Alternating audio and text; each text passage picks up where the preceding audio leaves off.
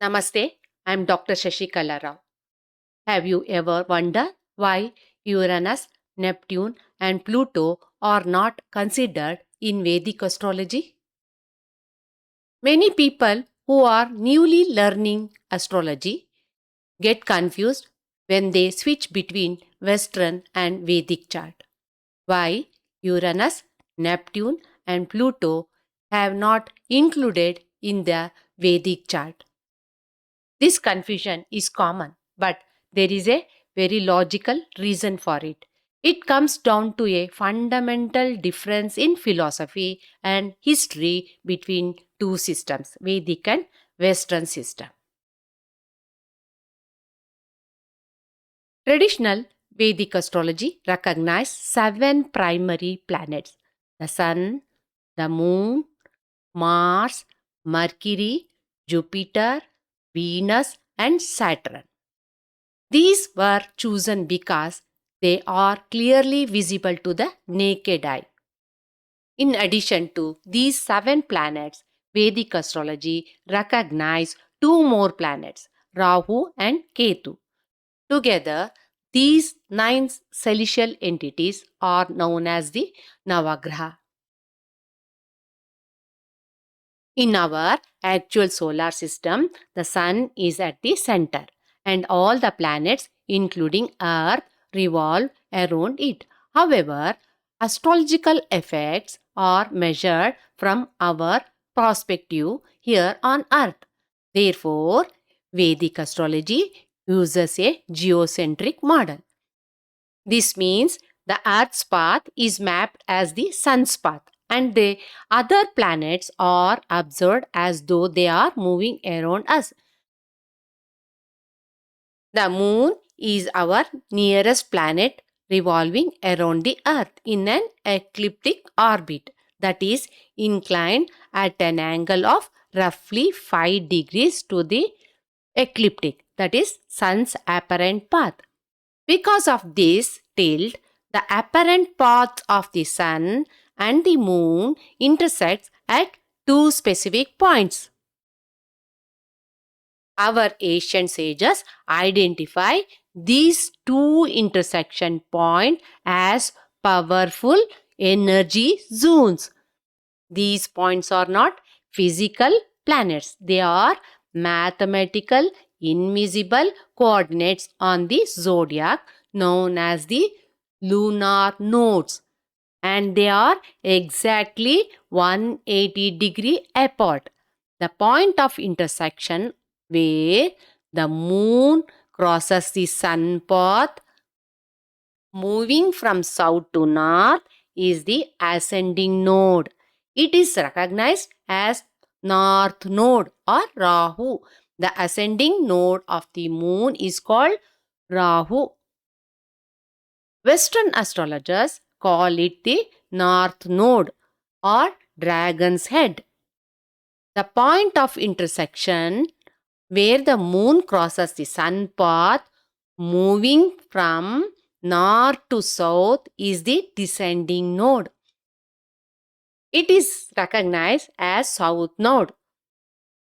The descending node of the moon is called Ketu. Western astrologers call it the south node or dragon's tail. Because of the way of the earth, moon, and sun move relative to each other, these 2 points almost always move in a backward direction or retrograde direction. Rahu and Ketu are invisible shadow planets, Chaya Grahas. Their energy fields are highly sensitive. They play a massive role in Vedic astrology, exerting a distinct, powerful, and predictable influence on human affairs. In the zodiac, Rahu and Ketu do not have lordship over any Rashi, but the lordship of Nakshatra is assigned to Rahu and Ketu. They hold immense power as Nakshatra lords. Rahu's Nakshatra Aridra in Gemini sign, Swati in Libra sign, Shatabhisha in Aquarius sign. All these signs are intellectual and communicative Aries signs. This amplifies Rahu's association with mental projections, desires, and innovation. Ketu's nakshatra, Ashwini in Aries sign, Maka in Leo sign, Mula in Sagittarius sign.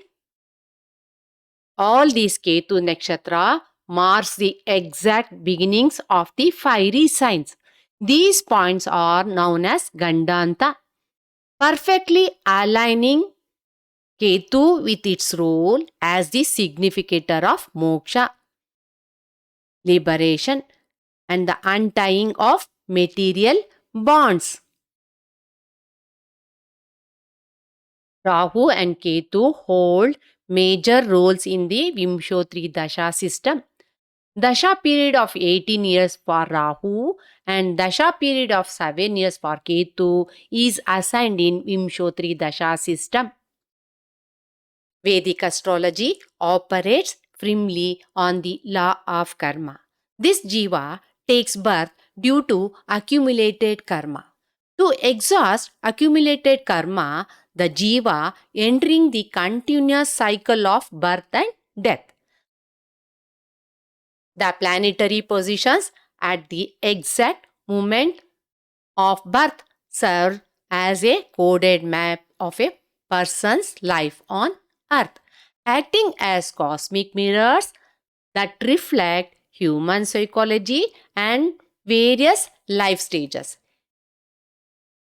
Within this framework, the 9 planets, Navagrahas, are assigned Karakatva that correspond to specific aspect of human existence.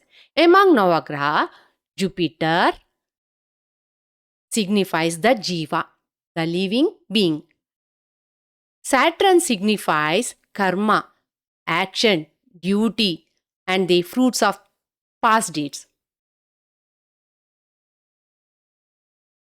Mars signifies the Deha, the physical body, and the ego associated with physical existence. Sun signifies the Atma, the soul or core self. Mercury signifies Buddhi, intelligence, and intellect. Venus signifies Bhoga, comfort, worldly pleasure, luxuries. Moon signifies Manas, the mind and emotions. Rahu signifies Maya, illusion, worldly attachment. Ketu signifies moksha, liberation, worldly detachment. Due to karma bija, jiva, the individual takes birth. Nothing in the physical manifestation is accidental. The latent impressions, samskaras, and accumulated past actions, karmas, act as the causal seed, the karma bija. Deha, the physical body, is not just biological. It is the precise instrument structured to experience the specific fruits of that karmic seed. Moon signifies manas, the mind and emotions. Moon has 2 nodes, Rahu and Ketu. Rahu signifies Maya, illusion and worldly attachment. Ketu signifies moksha, liberation, spiritual, worldly detachment.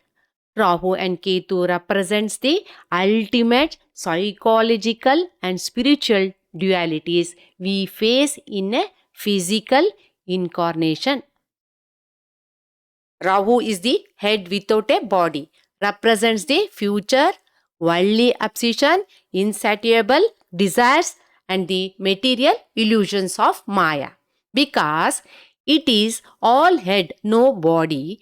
It consumes experience, but it never satisfied. It drives the jiva outward into the world to fulfill karmic desires. Ketu is the body without a head, represents the past, detachment, accumulated skills from past lives, moksha, spiritual liberation, because it has no eyes or mind to be fooled by external appearance. It forces the jiva inward, seeking ultimate truth and the dissolution of ego. Together, they form a cosmic axis. Rahu shows where we are driven to experience bhoga, worldly enjoyment, consumption, while Ketu shows where we must ultimately seek vairagya, detachment, to clear our remaining karmic debts. Moon signifies mind. Mind has the dual play between Maya and Moksha. The mind operates in the tension between Maya, the illusion of absolute separation and worldly attachment, and Moksha, the innate pull towards liberation and truth. While Bhoga, worldly experience, enjoyment, fulfills past depth. It is the Buddhi, higher intellect, that allows the Jiva to navigate Maya consciously rather than blindly generating new karma. Atma, throughout the entire cycle of birth, death, and rebirth, the Atma remains the unattached, luminous witness, untouched by the depth of karma, yet providing the consciousness that allows the Jiva to experience its journey. Ultimately, this cycle frames human life not as a punishment, but as a cosmic clearinghouse, a purposeful process where the exhaustion of depth naturally gives way to the realization of one's true, unconditioned nature. Western astrology utilizes 10 celestial bodies: the Sun, Moon, Mercury, Venus, Mars, Jupiter, Saturn, Uranus, Neptune, and Pluto. Uranus, Neptune, and Pluto cannot be seen with naked eye, and they are relatively recent discoveries. Uranus was discovered in 1781, Neptune was discovered in 1846, Pluto was discovered in 1930. Saturn takes roughly 30 years to complete its revolution through all 12 rashis, staying in each sign for about 2.5 years.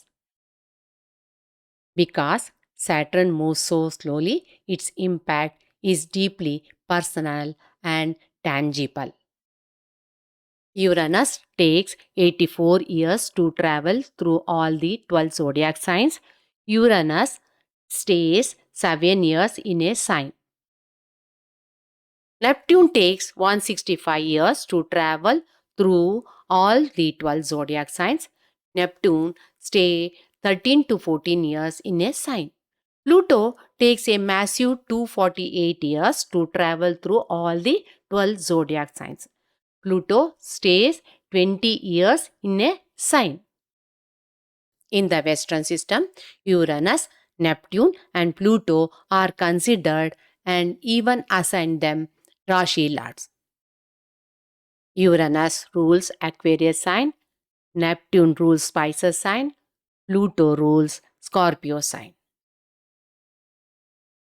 Vedic astrology considered only Navagraha, Uranus, Neptune, and Pluto are not included in classical Vedic astrology for two primary reasons. One rooted in the physical limits of observation, and the other one in the metaphysical philosophy of the system. Vedic astrology was codified thousands of years ago in classical texts.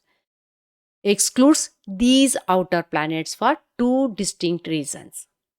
Ancient sages calculated planetary position using highly sophisticated mathematics combined with direct observation. Uranus, Neptune, and Pluto are invisible to the naked eye because they could not be observed tracking across the night sky. The outer planets move slowly from our perspective on Earth. Because of these massive timelines, Vedic scholars may believe that planet moving this slowly cannot accurately map the day-to-day, highly specific cosmic shifts of an individual human life. Vedic astrology relies strictly on the Navagraha, 9 planets, the visible celestial influencers, the Sun, Moon, Mars, Mercury, Jupiter, Venus, Saturn, Rahu, and Ketu. 12 Rashis from Aries to Pisces, 12 Bhavas, 27 Nakshatras, and Dasha systems that provide a detailed map of our life. The outer planets are not missing because of an oversight. They are not included because the existing system already has all the tools it needs to read our blueprint. Some modern Vedic astrologers incorporate Uranus, Neptune, and Pluto in their prediction techniques. Thank you for watching this video. Please give your valuable comments. Namaste.